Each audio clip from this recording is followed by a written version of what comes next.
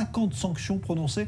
C'est un phénomène qui est quand même inquiétant. On n'est plus à quelques cas isolés. Et là, c'est quelque chose qui, à votre avis, est représentatif d'un mouvement de grande ampleur aujourd'hui? Oui, il faut comprendre deux choses. D'abord, oui, ça se multiplie de plus en plus.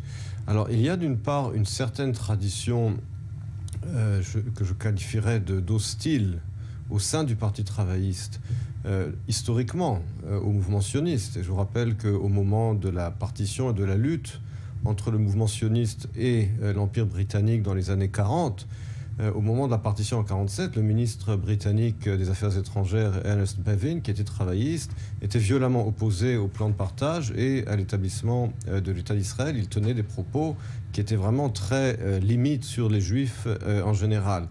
Et puis, il y a dans la tradition politique européenne, pas seulement britannique, toute une partie de la gauche marxiste qui a toujours eu des propos antisémites qui associent le capitalisme et le libéralisme aux Juifs.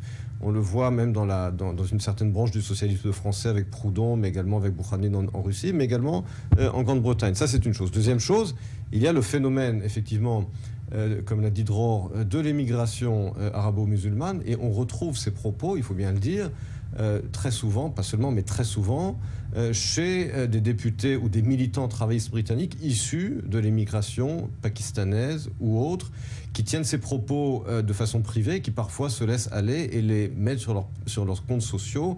Et là, on voit effectivement ce qu'ils pensent. Et ce n'est pas uniquement des propos, bien entendu, qui sont critiques d'Israël, mais qui dérapent en accusant les Juifs de tous les maux du monde et qui nient aux Juifs, finalement, et uniquement aux Juifs, le droit à l'autodétermination et à la souveraineté nationale. Et il y a aussi ce leader qui est controversé, Jeremy Corbyn. Est-ce que pour vous, aujourd'hui, il est responsable de cette situation ou est-ce qu'il subit peut-être plus qu'autre chose? Je ne pense pas qu'il soit responsable de cette situation. Lui-même n'a pas tenu de tels propos et ce n'est pas lui qui a fait rentrer tous ces gens au Parti travail. Ceci étant dit, sur la question par exemple du Hamas et du Hezbollah, Jeremy Corbyn refuse de les condamner. Il continue de les traiter comme des organisations légitimes.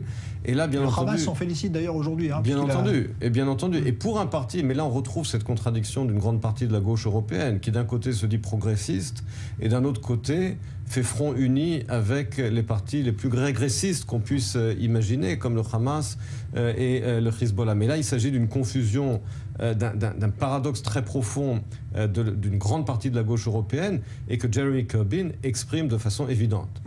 On peut se demander ce qu'il y a de commun quand même entre un